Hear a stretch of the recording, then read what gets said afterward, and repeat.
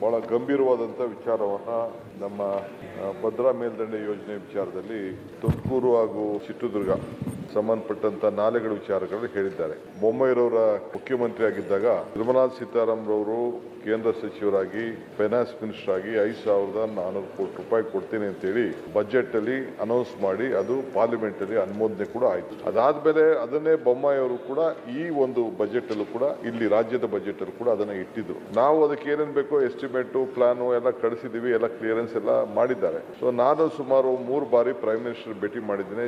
ನಮ್ಮ chief minister ಕೂಡ ಒಂದು 5-6 ಬಾರಿ ಭೇಟಿ ಮಾಡಿದ್ದಾರೆ. ನಮ್ಮ ಕೈಯಲ್ಲಿ ಸುಮಾರು ಒಂದು 10 ಬಾರಿ ಅವ್ರನ್ನೂ ಕರ್ಕೊಂಡು ಅವ್ರು ಕರ್ಕೊಂಡು ಸೆಂಟ್ರಲ್ ಮಿನಿಸ್ಟರ್ ಕೂಡ ನಾವು ಭೇಟಿ ಮಾಡಿದ್ದೇವೆ. ಎಲ್ಲ ಆಫೀಸರ್ಸ್ ಹೇಳ್ತಾರೆ ಪ್ರೈಮ್ ಮಿನಿಸ್ಟರ್ ಆಫೀಸರ್ ಇದೆ, ಕ್ಯಾಬಿನೆಟ್ ಅಲ್ಲಿ ಆಗಿದೆ, ಮಾಡಿದ್ದಾರೆ ಅಂತ.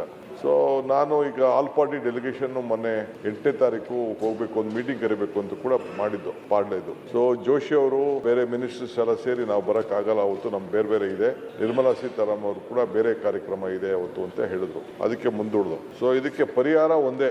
ಇದು ಅವರು ನೀವು ಸ್ಟೇಟ್ ಇಂದ ತೆಗೆದುಕೊಡಿ ಅಂತ ಹೇಳ್ತಾರೆ. ಸ್ಟೇಟ್ ಅಲ್ಲಿ 22,000 ಕೋಟಿ ರೂಪಾಯಿ ಇದೆ ನನ್ನ ಬಜೆಟ್ ಅಲ್ಲಿ. ಒಂದು 5,000 ಕೋಟಿ ರೂಪಾಯಿ ಕ್ಯಾಪಿಟಲ್ ವರ್ಕ್ಸ್ ತೆಗೆದುಕೊಳ್ಬಹುದು.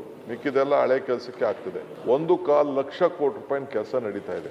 ಈ ವರ್ಷ ಯಾರಿಗಾರು ಬಿಲ್ ಬಂತು ಅಂತಂದ್ರೆ ಆ ಬಿಲ್ ನಾನು 9% ಇಂದ 8% ಸುಮಾರು ಒಂದು 10,000 ಕೋಟಿ ಬಂತು ಅಂತಂದ್ರೆ ನನಗೆ 1,000 ಕೋಟಿ ಇರ್ತದೆ ಬಿಲ್ ರಿಲೀಸ್ ಮಾಡಕ್ಕೆ. ಬರೀ 10% ಮಾತ್ರ ಕೊಡಕ್ಕೆ ನನಗೆ ಅವಕಾಶ ಇದೆ. ಆ ತರ ನಮ್ಮ ಈ ಇರಿಗೇಷನ್ ಡಿಪಾರ್ಟ್ಮೆಂಟ್ಗೆ ಓವರ್ ಬರ್ಡನ್ ಕೆಲಸನ ನಾವು ತೆಗೆದುಕೊಂಡಿದ್ದೀವಿ. ಅದಕ್ಕೇನು ಹಿಂದೆ ಕೇಂದ್ರ ಸರ್ಕಾರ ಮಾತು ಕೊಟ್ಟಿತ್ತು, ಆ ಮಾತು ಪ್ರಕಾರ ನಿಂತ್ಕೊಳ್ಬೇಕಾಗ್ತದೆ. ನಾನೆಲ್ಲ ನಮ್ಮ ಬಿಜೆಪಿ ಫ್ರೆಂಡ್ಸ್ಗೆ, ಜನತಾದಳ ಫ್ರೆಂಡ್ಸ್ಗೆ ಅವ್ರಿಗೆಲ್ಲ ಅಪೀಲ್ ಮಾಡ್ಕೊಳ್ತೀನಿ. ಎಲ್ಲ ನಾನು ಒಂದಿನ ಅಪಾಯಿಂಟ್ಮೆಂಟ್ ತೆಗೆದುಕೊಳ್ತೀನಿ.